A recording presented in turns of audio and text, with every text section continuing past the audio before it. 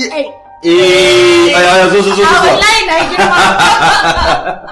I've missed you, my kid sister. I've missed you too. Usman, ina son Nadia. Ko a yau ko gobe zan yi aurenta.